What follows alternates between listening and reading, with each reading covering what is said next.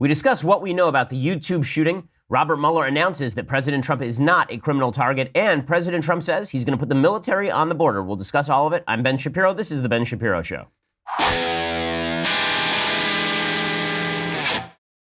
All right, so we do have a lot to get to today. We're going to go through in fulsome detail everything that we know about the YouTube shooter, about the attempted murderer over at YouTube who shot herself after wounding several people. We're not going to mention her name because that's something that we don't do here on the Ben Shapiro Show. We also don't do it at Daily Wire. That's an edict that I put down after the Parkland shooting where we do not cover the actual name of the shooter. So if you want the name of the shooter, you'll have to go elsewhere. I don't think it's that important. We'll give you all the information you need to know about her without actually naming her and glorifying her in the way that the media are doing. We know from studies that it is important not to mention the names of shooters if you want to stop copycat crimes. We'll discuss all of those things in just a second. First, I want to say thank you to our sponsors over at Legacy Box. So here's the deal. Right now, in your garage, you have a bunch of old films, old pictures, old cassette tapes. You have all this stuff, and it's just moldering away. It's degrading over time. It's going to be unplayable, unusable. It's going to get waterlogged. There will be bugs that get in it. Well, instead of just letting that stuff degrade in your garage, instead what you should do is go to my friends over at Legacy Box and let them help you out. The way this works is you take all of those tapes, you take all those pictures, everything, you throw it in a box, and you send it to Legacy Box. Okay, Legacy Box sends you a box. You take all of these things, the old films, the tapes, the pictures, the audio recordings, you send it back, and then in a couple of weeks, all of it comes back to you, original materials, plus a DVD or thumb drive with all of this stuff on it. So you can relive, rewatch, enjoy it all the time. I've done this for my parents. It is a fantastic gift for your parents. It's a fantastic gift for yourself if you're trying to maintain your childhood memories without those things withering away. There's a reason over 350,000 families have used Legacy Box. And for a limited time, when you go to legacybox.com/Ben, you get a 40% discount on your order. That's legacybox.com/Ben for that 40% discount. Again, legacybox.com/Ben. Use that /Ben so they know that we sent you. Again, fantastic service. Nothing more important in life than preserving those memories you've created. If you let them molder away, it's going to be your own fault. So go to legacybox.com/Ben and get that 40% discount on your order. All right, so yesterday, in the middle of the day, a woman walked into the YouTube headquarters in Northern California and began shooting up the place. We are not going to mention her name, as I say, because here at the Daily Wire and on my podcast in particular, I have a policy. My policy is that we don't mention the names of attempted mass shooters because studies tend to show that when you glorify mass shooters, all that does is create copycats. People want to think that their message is getting out there. So what we will discuss is everything we know about this woman without actually mentioning her specific name, just what you need to know as news consumers. So according to Mercury News in San Jose, the night before this woman opened fire in a courtyard at YouTube's headquarters Tuesday afternoon, Mountain View police found this woman sleeping in her car. She'd been reported missing by her family in Southern California, and her father told police she might be going to YouTube because she hated the company. Okay, so here's what we know already. She's crazy. She hates YouTube. Okay, she put up a bunch of videos on YouTube about being demonetized. She's an animal rights protester with an Islamic background. Her dad is Muslim, I guess. All I can say is that her videos make it fairly clear that she is not an Orthodox, observant Muslim. She's dressed in garb that I don't think traditional Muslims would be particularly happy with. There are a bunch of videos of her doing exercise videos, and she was demonetized. She had about 55,000 followers on Instagram, I guess is the latest. She had a few followers on YouTube, and YouTube cracked down on some of her videos, and she was very angry at YouTube for that. And so her dad called the cops and said she might be going to YouTube. The cops obviously did nothing. So just like in Parkland, the cops were told over and over and over. There was no follow-up, and this person obviously was unwell. Okay, I'm not going to sit here and diagnose this person with anything, but a person who creates these kind of videos, there's a screw loose. Okay, just in conventional terminology, this woman had a screw loose. After this guy, the father, called the police called the family at 2 a.m. Tuesday to say that this woman had been found and that everything was under control. But hours later, this woman was dead of a self-inflicted gunshot wound after shooting 3 people and causing an afternoon of terror at YouTube's headquarters. In an interview Tuesday night with the Bay Area News Group, this woman's father said his 38-year-old daughter told her family a couple of weeks ago that YouTube had been censoring her videos and stopped paying her for her content. She was angry, he said in an interview. It wasn't clear Tuesday night what Mountain View police knew about her history with YouTube. A police spokeswoman confirmed that officers had found a woman of the same name asleep in a vehicle early Tuesday morning in a parking lot, and the officers made contact with the woman after the license plate of her vehicle matched that of a missing person out of SoCal. The woman confirmed her identity and answered subsequent questions. At the conclusion of their discussion, her family was notified that she had been located. So according to her dad, his daughter was a vegan activist and animal lover. As a youngster, she would not even kill ants that invaded the family home, instead using paper to remove them to the backyard. State records show she had once established a charity called Peace Thunder Inc., which sounds fantastic, to educate people about animal cruelty, environmental pollution, and other causes. So she's a left-wing activist with an Islamic background, and she was a vegan. And she made weird YouTube videos. And these videos are really weird. And again, I'm not going to show you the YouTube videos because I don't think future shooters should have it in their mind that the media are going to give them the sort of coverage they seek if they go and shoot people. So according to this woman, she was actually quoted by the San Diego Union Tribune at a PETA rally in 2009 outside Camp Pendleton, the People for the Ethical Treatment of Animals. And she said, "For me, animal rights equal human rights." She told her family that YouTube had stopped paying her for the content she posted to the site. YouTubers, of course, can receive payments if their videos have been monetized. She was prolific on social media. She posted videos and photos on Instagram, Facebook, YouTube. It's very weird. There's strange workout video clips, graphic animal abuse videos, and vegan cooking tutorials. But a bunch of her latest posts show evidence of her growing frustration.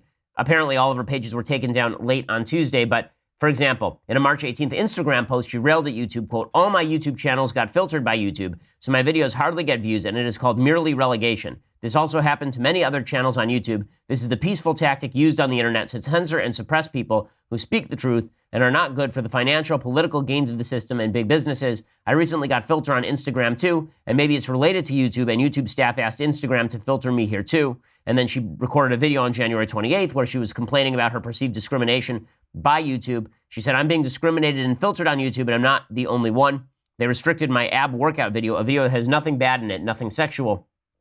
She has at least 4 YouTube channels, one in English and then others in Farsi and Turkish as well. So the original story that was coming out of the police department is that this was a woman who was angry at an ex-boyfriend, and so she went into YouTube and started shooting up the place. It is now clear, or at least becoming clear, that there's not a lot of evidence for this, that it seems more likely that she had a vendetta against YouTube and she decided to just go and start shooting. The family apparently came to California from Iran in 1996. And apparently, this woman was living with her grandmother, and she was always complaining that YouTube ruined her life. So apparently, nobody knows where she got the gun. It was not a rifle, I believe. I believe that this was a handgun. And that's what we know about this woman. She would have turned 40 in 2 days. And again, she had problems. It's very clear this is a woman who is mentally ill, right? And she said in one video, quote, "They want you to be their sex slaves and not think outside the box they designed for you. Your knowledge is their enemy." This is what she said about YouTube. Her family said she'd been making a living as a YouTube personality. So here's what comes out of this. First of all, the entire left, as soon as the shooting went down, said, okay, this obviously means we must have gun control, because when you're a hammer, everything looks like a nail. Every single thing looks like a nail. And in this particular case, the hammer doesn't fit the nail because it's pretty obvious that this woman had serious problems. It's not clear where she got the gun yet. We don't know the answer. Depriving me of a gun would not have deprived this woman of a gun. At least we don't know that a blanket gun confiscation would have done that. This doesn't appear to have been an AR, and so this isn't going to be top-line news for the media for much longer than 24 hours. It would have been top-line news if this had been an NRA activist. It would have been top-line news if this had been a devotee of the Ben Shapiro show. But since this person is a weird person with mental illness and left-wing leanings and a Muslim background, that means that this is not going to be news beyond, the next 5 minutes. The media is going to bury this one. We'll get right back to Parkland, which has a nice narrative that the media can glom onto, ignoring, of course, all the facts about what happened in Parkland, where the FBI ignored warnings and the local police ignored warnings, and then the shooting happened anyway. So look for this shooting to hit the back pages in about 5 seconds flat, again, because it doesn't promote the agenda that folks want it to promote. The entire left decided that they were going to jump immediately on this as it was happening. And this is one of the problems with social media, places like Facebook and YouTube and Twitter, is that people react immediately to all of this stuff as soon as it happens, right? As soon as it happens, people are reacting without reference to reality. So Michael Ian Black is already tweeting he wants to take away all the guns. The comedian is tweeting that he wants to take away everybody's guns. He's coming for our guns. Why? Do we even have the facts? No, we don't have the facts, but the narrative must be purveyed at all costs. And then folks on the right are saying, well, maybe this woman was a religious Muslim. Maybe it's a terrorist attack, based on the initial report that it was a woman in a headscarf who walked in. So nobody actually waits for the facts to come out. It's important to wait for the facts to come out, because if you don't wait for the facts to come out, you screw things up. And in this particular case, the facts demonstrate that, once again, we had a mentally ill person who was basically being ignored by the cops, and the cops didn't do what they were supposed to. Every red flag was there. The police were told that she had a vendetta against YouTube. Now, the other thing that you may see in the coming days is the media try to turn this into a defense of YouTube's policies, suggesting, for example, that this woman was egged on by people who were angry at YouTube and angry at social media, that she was angered because there were so many people on the right particularly who talk about the problems with demonetization of video. Now, in order to get to that point, they would have to ignore the fact that this woman was in fact left-wing. I mean, she was rallying with people for the ethical treatment of animals, but that wouldn't stop the left before. The reality is that every time there's a shooting, the left immediately swivels and tries to blame it on the right. This goes all the way back to the JFK assassination, when the New York Times attempted to blame right-wingers for the JFK assassination, even though JFK was assassinated by a communist who may or may not have been in contact with the Cuban government. And they tried to blame it on the right. They suggested it was America's collective guilt. You may see that emerge in the aftermath of the shooting, but now you know what you need to know about the shooter. And again, it's pretty clear this does not fit into the narrative that the left would like from all of this. Now, what would have stopped something like this? Presumably a gun violence restraining order if she obtained her weapon legally. So some of the stuff that Marco Rubio is pushing, right? Some of the stuff that's been pushed by David French over at National Review, the policy that suggests that family and friends could have gone to a judge and said, this woman should not have guns because she's a danger to herself or others. That would have stopped her from getting a gun. What else would have helped? Well, if the police had followed up and ensured that this woman did not have guns after it turns out that she was sleeping in her car and ranting about YouTube. One of the big problems that we have in American society with regard to the treatment of mental illness is we act as though a person who rants crazy things and lives in their car is just exercising normal American freedoms. You don't have the freedom to sleep in your car in public areas. And you don't have the freedom to be deeply mentally ill and a danger to yourself or others. And the ACLU has made a cause, a crusade, out of ensuring that, for example, homeless people get to sleep on the streets of Los Angeles. It's not, this person was not homeless, presumably she was living with her parents, but she clearly had some problems. And when there are problems like this, again, Jared Loughner, the shooter in the Gabby Giffords situation, the shooter in Aurora, Colorado, the shooter in Sandy Hook, the shooter in Parkland, right? All of these people had serious mental health issues, serious mental health problems, Virginia Tech, and there were warning signs and people didn't do what they were supposed to do. In just a second, I'm going to get to the other big story of the day, and that, of course, is regarding President Trump and whether he is a target of criminal investigation. Robert Mueller comes up with some interesting analysis. But first, I want to say thank you to our sponsors over at Policy Genius. So, 71% of people say they need life insurance, but only 59% of people have coverage. So that's a pretty solid discrepancy. A lot of people who say they want life insurance haven't bothered to go get the coverage. So 12% of people are just procrastinating. They're just sitting around. They're not doing what they're supposed to do. And while you're procrastinating, Policy Genius was making life insurance easier. So now is the time for you to go get your life insurance, okay? Just do it now before you die, because once you die, it's too late to do it, and then your family's screwed. So you need Policy Genius. It's the easy way to compare life insurance online. You can compare quotes in just 5 minutes. When it's that easy, putting it off becomes a lot harder. So you can compare those quotes. You can sit on the couch, watch TV. You can compare quotes while listening to this podcast. Policy Genius has helped over 4 million people shop for insurance and placed over $20 billion in coverage. And they don't just do life insurance. They do disability insurance, renter's insurance, health insurance. If you care enough about it, and if you care enough about something to insure it, Policy Genius probably has a program for you. So right now, go over to policygenius.com. That's policygenius.com. The easy way to compare top insurers and find the best value for you. No sales pressure, zero hassle. When you compare prices, you save money. Policygenius.com. When it's this easy, why not just do it right now? Go over there, head over there, policygenius.com. Okay, so meanwhile, the other big news of the day yesterday is that Robert Mueller, I'm still confused as to how we're actually supposed to pronounce his name. So for the sake of argument, we will say Mueller right now. But Robert Mueller, who is the special investigator who was tasked by the DOJ with checking into supposed Trump-Russia collusion in the last election cycle, he has now come out with some information and suggested that President Trump is not, in fact, a target of the investigation. And the rest of the left, the entire left, is now doing Bill Paxton from Aliens. Game over, man. Game over. They can't believe that Robert Mueller isn't going to come in Deus Ex Machina and oust President Trump from office with some sort of criminal indictment. Here's what the Washington Post reported that blew up the internet last night. Special counsel Robert S. Mueller III informed President Trump's attorneys last month that he is continuing to investigate the president, but does not consider him a criminal target at this point, according to 3 people familiar with the discussions. In private negotiations in early March about a possible presidential interview, Mueller described Trump as a subject of his investigation into Russia's interference in the 2016 election. Prosecutors view someone as a subject when that person has engaged in conduct that is under investigation, but there is not sufficient evidence to bring charges. The special counsel also told Trump's lawyer that he is preparing a report about the president's actions while in office and potential obstruction of justice, according to 2 people with knowledge of the conversations. Mueller reiterated the need to interview Trump, both to understand whether he had any corrupt intent to thwart the Russia investigation and to complete this portion of his probe, the People said.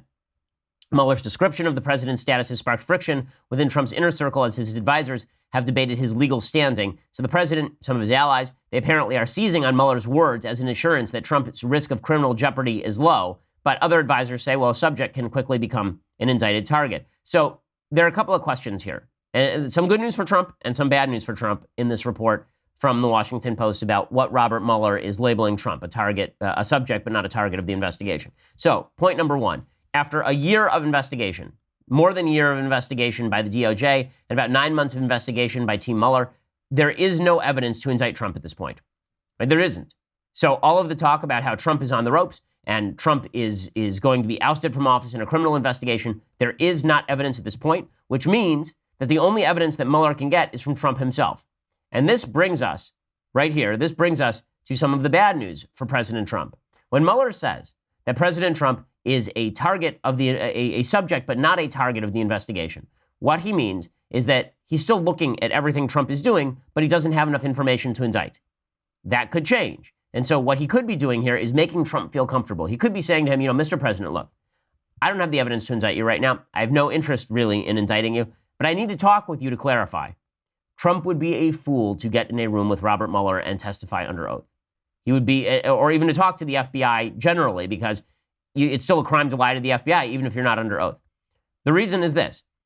Let's say that right now, one of the things we know is that Mueller is doing two things. One is the possible criminal investigation against Trump for obstruction of justice. Now, as I've discussed on the program before, the case for obstruction against President Trump is particularly weak. It's very difficult for the President of the United States to obstruct justice when he is just firing members of the executive branch. The president has tremendous control over the executive branch, and firing anybody inside the executive branch, it's difficult to claim that there would actually be a solid case against President Trump. So I've done this before, but I'm going to do it again. Let me explain to you what obstruction of justice constitutes under federal law. So under 18 U.S. Code 1503, this is called the Omnibus Clause. Okay, it covers corruptly or by any threatening letter or communication influencing or impeding or endeavoring to influence, obstruct, or impede the due administration of justice. But the clause requires a pending judicial proceeding.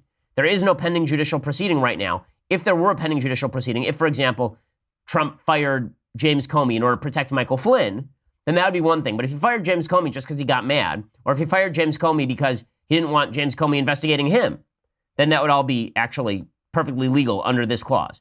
It's only if there's a pending judicial proceeding and the president interferes with that pending judicial proceeding by firing someone maybe that you could theoretically say that's obstruction. Very difficult to make that case when the president obviously has the right to fire someone like James Comey, the former FBI director, who is underneath his rule, right, under his purview in the executive branch.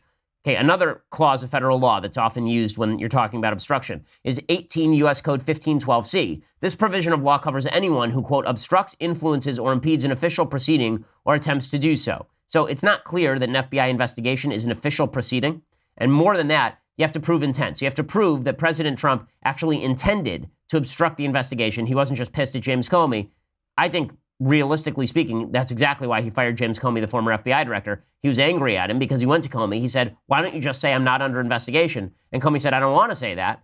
And Trump said, but I'm not, am I? And Comey said, right, you're not under investigation. Trump said, well, why don't you say that?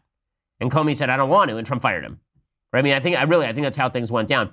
Final piece of the U.S. Code that deals with obstruction of justice provision. This provision covers destroying evidence related to a federal investigation. It's 18 U.S. Code 1519. There are no accusations at this point that Trump has destroyed evidence of any kind. So, again, very difficult to make a criminal case on obstruction of justice against the president of the United States. However, even if Trump talks to Mueller and then he says something like, yeah, I fired Comey because I didn't like what he was doing with Flynn. Boom.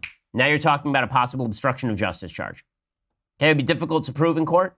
It would be really out of the box for the president of the United States to be actually charged with obstruction of justice. Obstruction of justice was part of the impeachment proceeding, however, against Richard Nixon. And this brings us to the second point with regard to what Mueller is doing. So what Mueller is doing here, right, is he is compiling a report to issue to Congress. That seems to me perfectly appropriate, considering that this is basically a political issue, but I'm not sure that it was inside Mueller's purview in the first place. Now, Alan Dershowitz, who's a defense lawyer, obviously a Harvard Law School professor, he has suggested that Mueller is operating outside his purview. His purview is not to issue reports to Congress. His purview is not to issue intelligence or counterintelligence reports. His issue is to do a criminal investigation. Either he's got the goods or he doesn't. If he doesn't have the goods, then he should shut up. And that's Dershowitz's basic point here, is that every special counsel investigation has set parameters, and Mueller has exceeded those parameters. Other people who believe this, Andy McCarthy over at National Review, has made the same case, that Mueller's parameters have expanded and expanded and expanded. So now we're no longer talking about Trump-Russia collusion anywhere in here, right? Trump-Russia collusion has nothing to do with anything. Instead, we are now talking about something completely different, possible obstruction of justice by President Trump. But this is a problem for President Trump because, remember, there's an election coming up in 2018. And in just a second, I'm going to explain to you why Mueller's little report to Congress could be pretty devastating for President Trump. Just another reason why Trump probably should not talk to Mueller. I'll explain that in just a second. First, I want to say thank you to our sponsors over at Blinds.com. So Blinds.com is the place that you need to go if you are interested in ensuring that your house doesn't look like a trash heap. Okay, one of the things that you never look at, one of the things that you never pay attention to is the blinds on your windows. Right? You just don't.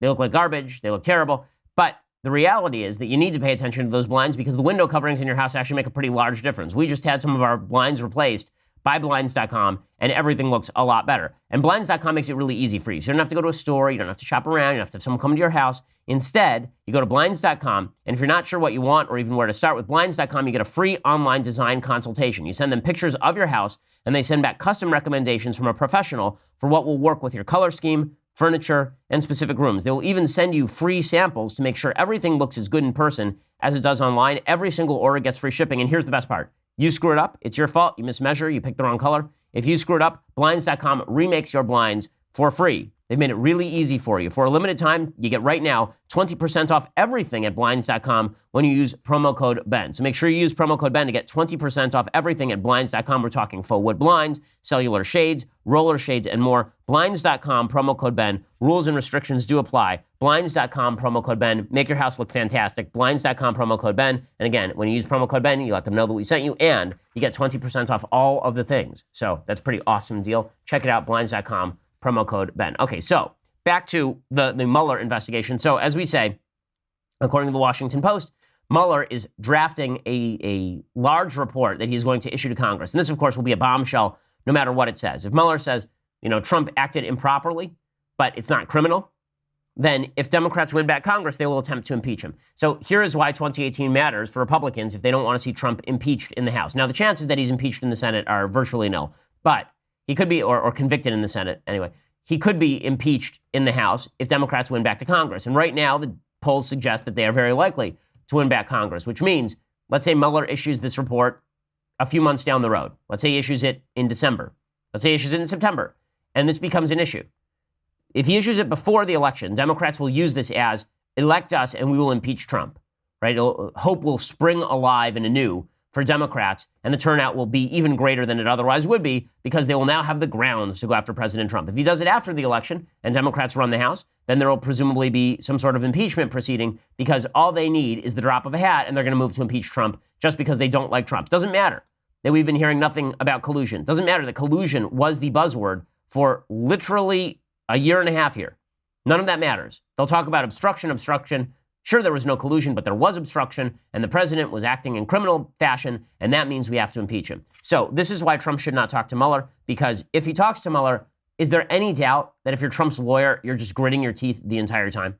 If you're Trump's lawyer, President Trump has an unfortunate habit of making loud, brash statements. You can't do that in front of lawyers. You do that in front of Mueller, and Mueller will catch you in a perjury trap faster than you can say boo. So there you actually do have criminal liability, right? There you actually have a problem. If Trump actually lies to the FBI, then you have a crime. But even if he doesn't lie to the FBI, if he provides any evidence that allows Mueller to suggest obstruction that's not quite criminal, but is uncomfortable and weird, then you could see Democrats move to impeach President Trump. And that, of course, is the end goal of so many of these folks. Yeah, this investigation is still dangerous. Now, does that mean that Trump should fire Mueller? No, because then there would presumably be an impeachment proceeding against Trump by the House anyway for obstruction. But at least we can fight back if the Mueller report proves to be particularly weak. Everybody who's jumping to conclusions suggesting that Trump is off the hook now, that's not right. Everybody who's suggesting that this shows that Trump is on the hook, that's not right either. We don't have enough information. Trump needs to be protecting himself. And if Trump believes that this is going to let him off the hook, that everything's going to be fine, This is now in the political court. Okay, this is no longer in the legal court. It probably won't be in a legal court. It will be in the political court, and that could be a serious problem for President Trump. Although, I will say this, if the Democrats try to impeach Trump in 2018, and he doesn't get convicted in the Senate, and he remains in office, how big is turnout going to be for Republicans in 2020? Right? Nothing was better for Bill Clinton than Republicans attempting to impeach him in 1998. His approval rating skyrocketed to 60%. So I think the same thing will happen with Trump? No, because I think Trump is a more polarizing figure on the American public scene, or at least people react to him in a more polarized way. But if Democrats try to impeach him on weak grounds, that would be a political mistake that could really hurt them in the re-elect effort in 2020. Okay, so meanwhile, the president of the United States, President Trump, has now decided that he wants to put the military on our southern border, and Democrats are losing their minds. Here's President Trump announcing that he wants to put the military on the border yesterday. Laws for our border. And we are going to be doing some things. I've been speaking with General Mattis. We're going to be doing things militarily. Until we can have a wall and proper security, we're going to be guarding our border with the military. Okay, so the left went nuts over this. So he says, listen, if we don't have proper security, we should be guarding our border with the military. He says we'll use the National Guard for all of this. I think this is a fine move. I have no problem whatsoever with the president putting the National Guard on the border.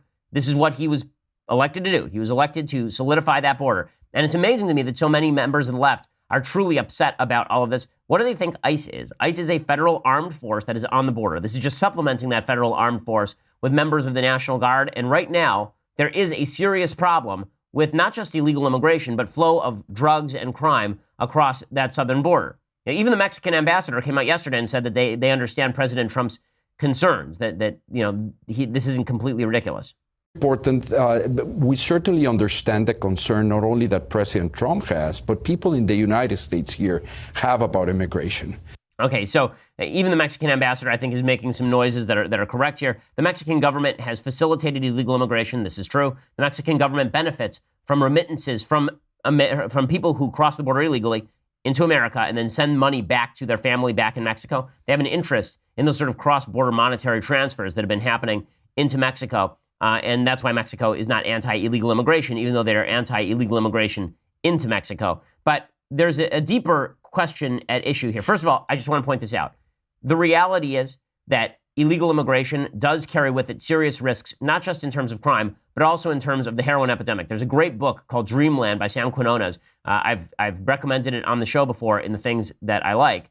And one of the things that the book talks about is the fact that the heroin epidemic that's been taking place has largely been pushed by black tar heroin traffickers out of a small town called Jalisco in the state of Nayarit in Mexico, who they take drugs, they look for new markets, and they've set up an entire distribution system all throughout the United States.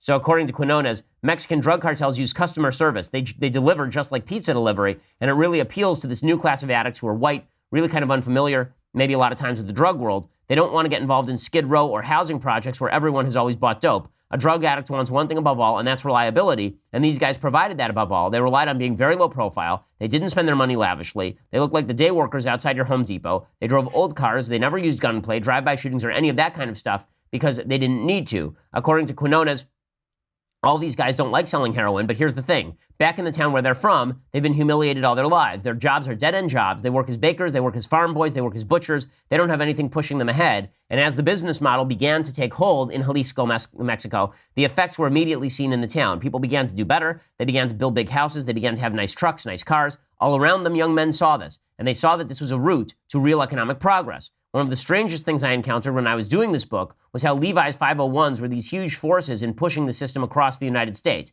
They're these very well-made, very expensive jeans, and the system was a system for turning cheap heroin into stacks of Levi 501s because dealers noticed that addicts they were selling to were fantastic shoplifters. So, I mean, there's a whole system here. The book is really phenomenal and really, I think, a must-read. They talk about the fact that this entire Mexican drug cartel invaded the United States, and when people are about to be arrested and deported, those people are deported back to the United States. They just send people right across the border, new people right across the border. Trump is not wrong to use the military on the border in order to secure that border. But in a second, I'm going to explain to you something amazing, and that is why the left is so all-fired enamored, really enamored, with the idea of keeping the border open. And I have a couple of clips to show you and clips to talk about on that. But first, I want to say thank you to our sponsors over at Chappaquiddick. So as I say, If they had not sponsored Chappaquiddick to be on the program, I would still be talking about Chappaquiddick. That's how good the movie is. It is a must-watch. You should go see Chappaquiddick. It is coming out on April 6th. So just 2 days from now, you can see it. I've already seen the film. The film is tremendous. Not only is it well acted, not only is it beautifully shot, not only is it beautifully written, but it really tells a story about one of the worst crime covers-up in the history of the United States. That is Ted Kennedy leaving Mary Jo Kopechne to drown in about 6 feet of water. She actually died suffocating in an air bubble at the top of the car. So it wasn't that he left her and she was already drowned. She was alive in the car when he left her. And then he went home, he went to sleep, he woke up the next morning, and only the next morning did he call the cops, by which point she had suffocated to death in the air bubble at the top of the car. All he had to do was walk about 50 feet to a phone, make a call to the police, and Mary Jo Kopechne would be alive today. And if he had, by the way, Ted Kennedy probably would be president. He would have been president. But Ted Kennedy did not do that. The movie is fascinating in so many ways, not just because it paints a really realistic picture of what happened at Chappaquiddick, but also because it took 50 years to even get this on the screen, which is an incredible thing. Again, imagine the top Republican candidate, top Republican contender, somebody like a George W. Bush figure who left a woman who died at the bottom of a river and then was excused with 2 months of probation, right? And 2 months served was the time served, right? He didn't serve a day in jail for any of this. Imagine how quickly that movie would be made by Hollywood. It went for 50 years without a Hollywood movie being made about this, but now that movie is out. And if you're a conservative and you care about the culture and you care about film, you need to go see the movie because you must support films that actually tell the truth, even if they're 50 years late. Go check it out. I'm amazed that it was made. It's really phenomenal. And it does paint a well-rounded, I think, nuanced picture of Teddy Kennedy at the time and the Kennedy family, which was replete with scumbags and liars. So go check that out. Chappaquiddick this weekend. Okay, so I have a lot more to say about the U.S. military being used to guard the U.S.-Mexico border, but first you're going to have to go over to Daily Wire. So for $9.99 a month, you get the rest of the Daily Wire shows. You get the rest of my show live, the rest of Klavan's show live, the rest of Michael Knowles' show live. You get all of those things. And then you also get to be part of the conversation. So our next episode of the conversation is coming up next Tuesday, April 10th, 5:30 p.m. Eastern, 2:30 p.m. Pacific. It's with my good friend Andrew Klavan and my other good friend Elisha Krause. She hosts it, and you ask your questions, and Andrew answers them for a full hour. It's free for everybody to watch at YouTube or at Facebook, but only subscribers can ask the question. So if you want to ask a question, subscribe, log into our website at dailywire.com, and head over to the conversation page to watch the live stream. And after that, just start typing into the Daily Wire chat box, and I'll answer questions, well, Drew will, as they come in for an entire hour. Once again, subscribe to get your questions answered. Also subscribe because on Friday we do our mailbag, and then you can get your questions answered by me, the greatest question answerer of the modern era. You can ask a question directly to moi if you subscribe right now. Get that annual subscription instead of the monthly for $99 a year. It's cheaper, and you also get the Tumblr, the Leftist Here's Hot or Cold Tumblr that so many Louder with Crowder subscribers are jealous of. So check that out over at dailywire.com. Get the subscription. It always helps us make the show possible, hire all of our hirelings to do slave labor at near slave wages. So check that out. Please get the subscription. We appreciate it. We are the largest, fastest growing conservative podcast in the nation.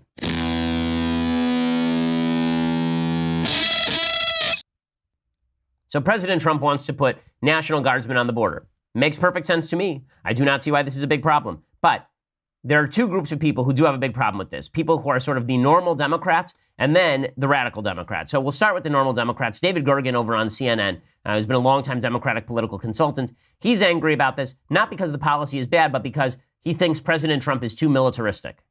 The most disturbing part of the news to me today was this notion that he wants to now send troops to the border. It's true that two past presidents have deployed National Guard to the border. Yeah, it was because there were pressing needs. There's no pressing need here. This is more of a political move, and it suggests that the president increasingly sees the military as a play toy that he can make political points with. First, he wants to have this big, massive parade, which most people in the military look at and say, oh, why are we really doing this? And the country's shrugging its shoulders, but he's now got the money. He wanted to take money out of the military budget and pay for the wall.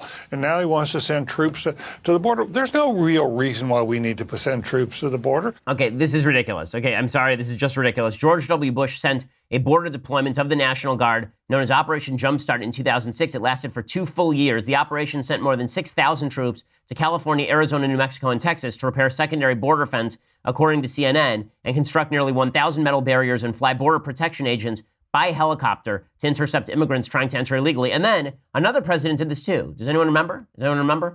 Remember all the way back to 2010 when Barack Obama did this?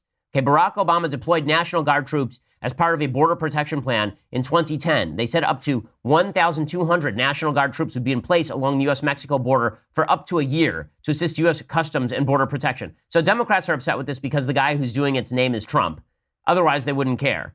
But the suggestion that Trump sees the military as a plaything and that's why he's doing this, Trump literally campaigned on solidifying the border. That's what he campaigned on. So there is no problem here. That's absurd. But there's a deeper problem. And that is, I was asked yesterday by somebody specifically about this issue. Why are so many Democrats, why are so many folks on the radical left interested in open borders? And I said, because there's a group of people who really believe that America bears blood guilt for all of the problems in the rest of the world. They look at America, they say America's rich, America's powerful. There are a lot of people all over the world who are poor, who are not powerful. Lots of countries all over the world where people are suffering.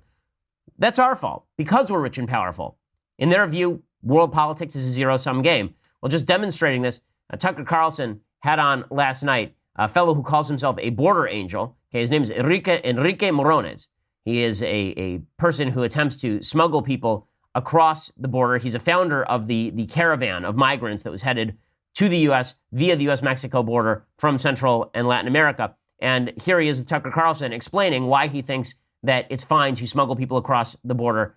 And Tucker does a good job with both making the famed Tucker Carlson face as well as quizzing this guy. And the United States interfering in these countries, the demand for their drugs, invading a sovereign land like Iraq, or interfering in the civil wars of Central America, that causes people to flee.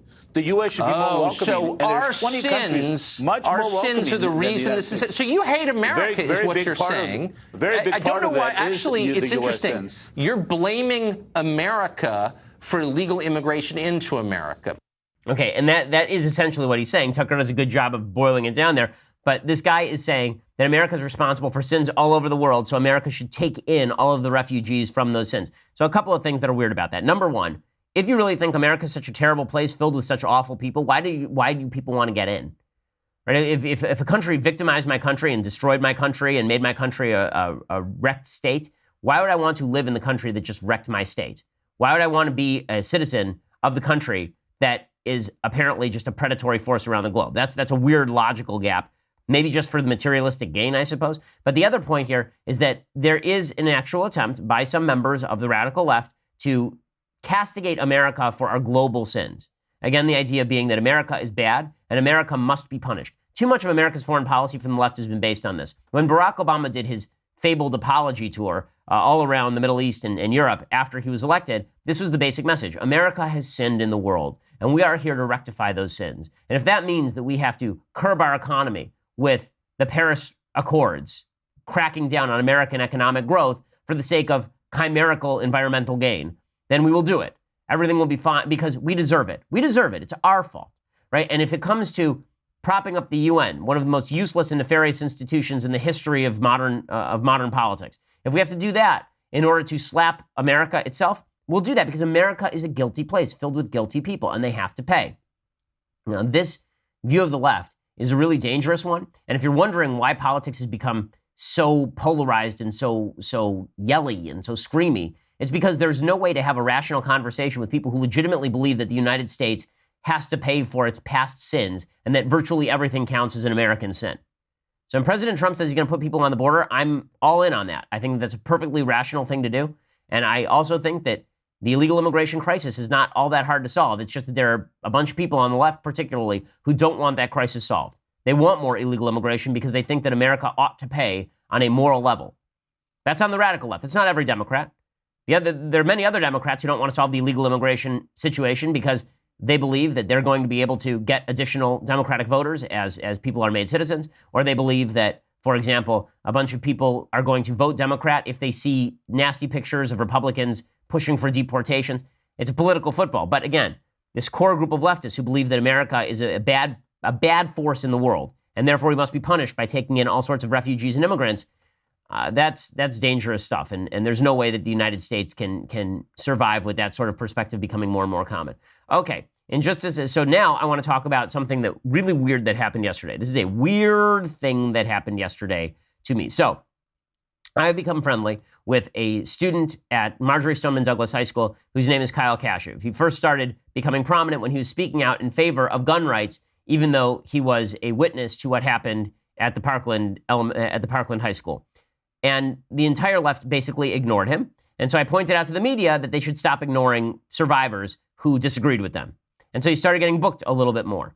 And one of the things that has happened in the past couple of days is that there are a bunch of people on the left who have attacked him. And the reason this is relevant is because, of course, there was this massive boycott launched against Laura Ingraham by the left, suggesting that she had been mean to another Parkland survivor named David Hogg. David Hogg, of course, had been the kid who'd gone on TV and suggested that everyone who disagreed with him was basically a murderer with blood on their hands taking NRA blood money. And Laura Ingraham said that he was whiny about his college admissions, an ill-advised comment, and then there was a boycott against her. Well, Kyle was attacked in much more nefarious fashion by the left, and no one seems to be commenting on this other than to say that the guy who did it is kind of crazy. So the guy who did it is a guy named Kurt Eichenwald. Kurt Eichenwald, on his bio on Twitter 5 days ago, it said he was an MSNBC contributor and a Vanity Fair contributing editor, right? That's what it said on his biography. Well, a few days ago, he ripped into Kyle on Twitter. I pointed this out, and MSNBC started losing sponsors. And so MSNBC came out and they said, well, actually, we would not hired him since February. Since February. He hasn't been able to really do anything since February. Hasn't been with MSNBC. So first, Kurt had to remove the MSNBC contributor part of his Twitter profile. So suddenly it just said, Kurt Eichenwald, Vanity Fair contributing editor, New York Times bestselling author. Okay, then yesterday, Kurt sent me this wild email. This wild email. And here's what it said. It said, Ben, I'm working on an article about you and your relationship with Kyle Kashuv, the kid from Parkland. I'm not going to be using his name for reasons that will become apparent. A few items. 1, he has been actively working to trick journalists he believes work for non-Fox television networks into taking any action in something in which his Twitter account was linked. 2, he has been coordinating with some of the trolls involved with these people. 3, he in fact coordinated with the other guy with the podcast who was demanding my respect. He used the same attack on me as the other guy, which was unprovoked. He used this garbage pushed by conservative media and leftists that I am a fan of tentacle porn. Okay, that's what he actually wrote, because about a year ago, it turned out that Kurt Eichenwald tweeted out a link accidentally to tentacle porn. I think that was the story. Or he tweeted out a picture of himself, and in the background of his computer was a picture of tentacle porn, something like that. And then he said that he was just using it for research purposes, or he wanted to show his kids. His kids had said something about tentacle porn. He didn't believe that it was real, so he went looking for it. In any case, this became a point of humor against Kurt Eichenwald. And this email that he sent to me about Kyle goes on and on and on and on. I mean, it is a long, long email. And the best part of it was where he says this. So remember, all of this started with Kurt Eichenwald saying that the boycott against Laura Ingraham was justified because Laura Ingraham had been mean to a Parkland survivor. Kyle Kashuv is a Parkland survivor. Here is what Kurt Eichenwald wrote in this email to me that he sent to me, this crazy email. Quote, I engaged in a DM conversation with Kyle, which was quite disturbing. I consulted a friend of mine who is a psychiatrist, a political conservative, since that seems so important to you, and based on what he read, the psychiatrist said the following. 1, Kyle is in desperate need of psychiatric help or support.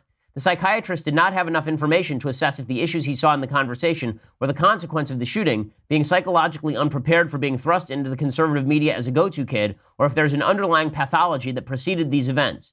2, Kyle is obsessed with you. In fact, our DM conversation, which involved a lot of irrational rage, seemed to have been sparked by my asking you to debate. And then he goes on, and finally, at the very end of this email, he asks a series of questions suggesting that I am running Kyle, that I am the nefarious force, that Kyle doesn't have his own opinions, he wasn't conservative before he met me, that Kyle has been getting his cues from me. Now, listen, I've openly said on the program that I talk with Kyle. There's no secret about this. I think Kyle's a good kid. I think he's trying to do the right thing, and I think he deserves support. In the same way that I'm sure that David Hogg talks with a bunch of folks on the left, including Media Matters. There's nothing wrong with that. But the best part of this email is where Kurt says at the very end of it, don't forward this email to Kyle. He does not need to know what a psychiatrist is saying about him. You have heard him enough. So this guy, who purported to be a Vanity Fair contributing editor, he sends me an email accusing Kyle Kashuv, a Parkland survivor, of being psychologically deficient, right, to having a psychiatric problem, and then says at the end of the email that I am harming him and I shouldn't forward the email. So naturally, I did what any rational person would do when you receive a crazy email like this. I immediately posted it on Twitter, the entire text of it. And Vanity Fair responded by sending out a notice that Kurt Eichenwald no longer works for Vanity Fair, that he hasn't worked for Vanity Fair for several years. So Kurt's Twitter biography shrunk yet again, and now he was no longer an MSNBC contributor or a Vanity Fair contributing editor. he actually emailed, I believe it was Brian Stelter at CNN, claiming that no, he was still a Vanity Fair contributing editor. And Vanity Fair was like, no, you're not. And you haven't written for us since 2014. So all of this is to say, listen, I don't want to pick on a guy when he's down, kick a guy when he's down. But all of this is to say that there are people on the left who do attack Parkland survivors. And the blowback on them does not extend to their venues. It doesn't really extend to their outlets. It's been largely ignored, right? Joan Walsh, as we played yesterday, said some nasty things about Kyle Kashuv. There's been no boycott effort against CNN. When the left wants to boycott something, they're doing it for political purposes. The right usually is better than that and usually doesn't engage in these kind of boycotts unless it is a reverse boycott, like they're boycotting Chick-fil-A, and we say, okay, we'll all go shop at Chick-fil-A just to show that we're not going to allow you to boycott institutions we like out of business.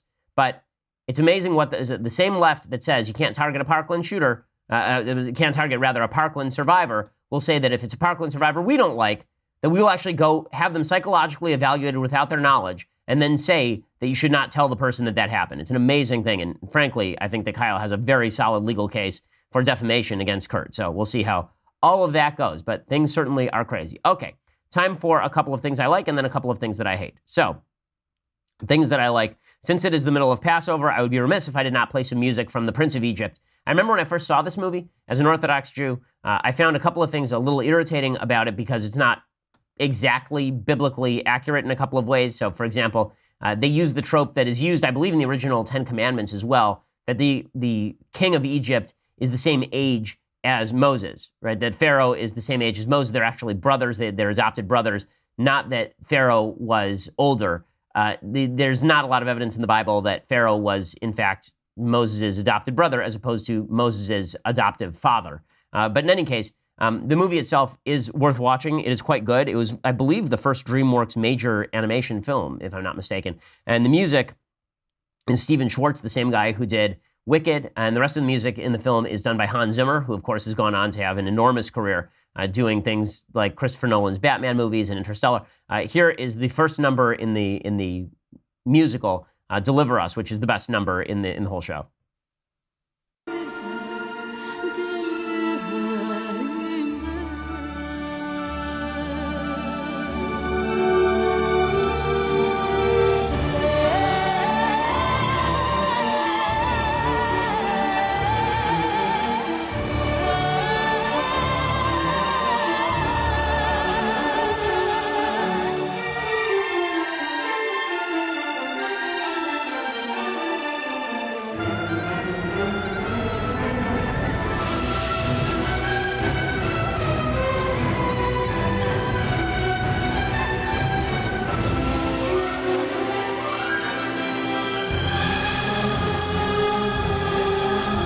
Alrighty, so go check it out. It's really a great number, and The Prince of Egypt is well worth watching. Okay, time for a very quick thing that I hate. So, Steven Spielberg says it is time for a woman to play Indiana Jones. Ugh. So here's what he said. He said he knew he would risk fan fury by casting an actress in the role made famous by Harrison Ford, but believes it is time the Explorer took a different form. Well, you make Indiana Jones like a dog or something, I guess. I mean, if any different form will work, apparently. In an exclusive interview, Spielberg nodded when asked if this new look Jones could be female and added, we'd have to change the name from Jones to Joan, and there would be nothing wrong with that. He's been a vocal champion of the Times Up campaign for gender equality in the movie industry. And, of course, he was married to the actress Kate Capshaw since 1991. He met her in 1984. She starred in Indiana Jones and the Temple of Doom. She's an awful actress, by the way. I mean, that in Temple of Doom, my goodness. Woo, that's a stinker. But in any case, he says, my mom was strong. She had a voice. She had a very strong opinion. Actually, I knew his mom. She used to run a kosher restaurant on Pico Boulevard called Milk and Honey, which is quite good. But he says that he thinks this will be Harrison Ford's last Indiana Jones movie. It would have to be, because Harrison Ford is pushing 80 at this point. He's really getting up there. It's Indiana Jones and the Kingdom of the Actual Skull is where we are at this point. But when you have Steven Spielberg saying that we're going to take iconic male characters and then shift them to female, I've said this before, I find it really stupid. One of the things that's great about film, one of the things that's great about art, is that specificity is universality. So the more specific a character is, the better the art is, because in specific, we see what we have in common with other people. When you draw a person really well, what you see is what I have in common with that person, and that's universal. If you draw people broadly, so broadly that you can legitimately just take a woman and put in a man's role, then it's not good. It's not like, I think this is the reason that the movie Atomic Blonde didn't do well at the box office, is because basically Charlize Theron is playing a male role, but she's just a woman. And I guess this is for female equality or some such, but it's okay to have a female action star who's a woman, right? I mean, Ridley Scott did it with Aliens with Sigourney Weaver, and it works fine because guess what? Sigourney Weaver plays a woman, and she plays a woman like a woman. And she's a very aggressive woman in that film, obviously. But she plays it like a woman, and you couldn't put a man in that role and have them read the same lines. The whole point of Indiana Jones is a dude. He's a dude's dude. And this is the same sort of conversation we've had about a female James Bond. There should not be a female James Bond. James Bond is a character with a specific personality that is male in orientation. And the same thing is true with regard to Indiana Jones. Don't take iconic characters and just make them women. Build a new character. If Spielberg wants to build a new female character, go for it. It's all you. But it's irritating to suggest that women and men are exactly the same, and therefore you can just pop a woman in a man's role, and it's totally fine. No problem whatsoever. Okay. We'll be back here tomorrow with all the latest updates. I'm Ben Shapiro. This is The Ben Shapiro Show. The Ben Shapiro Show is produced by Mathis Glover, executive producer Jeremy Boring, senior producer Jonathan Hay. Our technical producer is Austin Stevens, edited by Alex Zingaro. Audio is mixed by Mike Coromina. Hair and makeup is by Jesua Alvera. The Ben Shapiro Show is a Daily Wire Forward Publishing production. Copyright Forward Publishing 2018.